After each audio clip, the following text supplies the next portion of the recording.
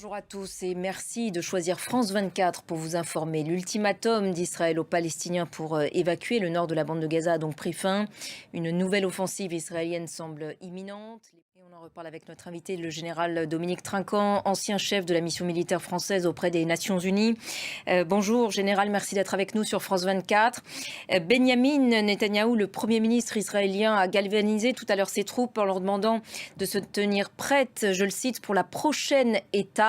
Depuis un déplacement visiblement non loin de la bande de Gaza, à quoi peut-on s'attendre ? Eh bien, c'est l'offensive terrestre qui est attendue depuis plusieurs jours. Merci beaucoup, général Dominique Trinquant, d'avoir répondu à nos questions. Israël a annoncé par ailleurs la mort de 2 chefs militaires du Hamas aujourd'hui, l'un considéré comme responsable de l'offensive du 7 octobre. Pour revenir maintenant sur les évacuations qui se poursuivent donc toujours côté palestinien, il a également été question entre l'Égypte et plusieurs chancelleries occidentales de faciliter l'évacuation de citoyens américains, canadiens, notamment via le point de passage de Rafah qui relie donc la bande de Gaza à l'Égypte. Écoutez à ce sujet les précisions de notre correspondant au Caire, Édouard Dropsy. Et on en reparle avec Karim Yayaoui. Rebonjour.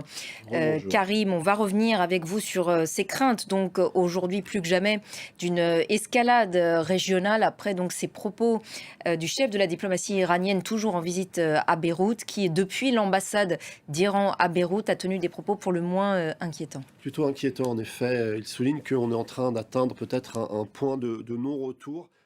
Vous restez évidemment à mes côtés, Karim. Vous évoquiez à l'instant le deuil et le choc, toujours côté israélien après l'attaque du 7 octobre. On va justement prendre la direction de Tel Aviv, où s'est tenue aujourd'hui une manifestation rue Kaplan, connue d'habitude pour ses manifestations d'opposants, notamment au projet de réforme judiciaire de Benyamin Netanyahou. Aujourd'hui, la population s'y est rassemblée en soutien aux familles des victimes israéliennes et aux otages israéliens également. Écoutez les précisions de notre envoyé spécial sur place, Mélina Huette.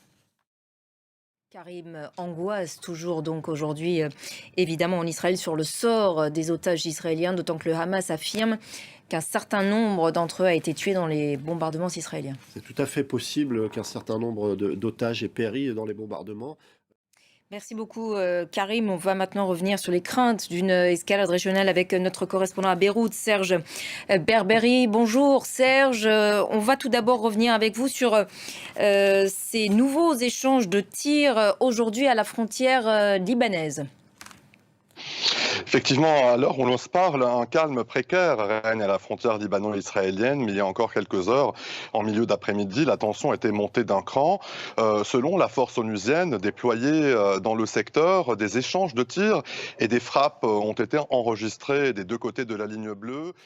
Merci beaucoup Serge pour toutes ces précisions depuis Beyrouth. Voici donc pour ce point sur la situation au Proche-Orient qu'on va évidemment continuer de suivre minute après minute. Également à la une de l'actualité ici en France, le château de Versailles et le musée du Louvre évacués aujourd'hui après plusieurs alertes à la bombe. Voilà des évacuations donc ici en France où la situation reste tendue au lendemain donc de l'attentat d'Arras qui, je vous le rappelle, a fait un mort, un professeur donc tué ainsi que 2 blessés. C'est la fin de cette édition. Merci à tous de l'avoir suivi. L'actualité continue sur notre antenne. Restez avec nous.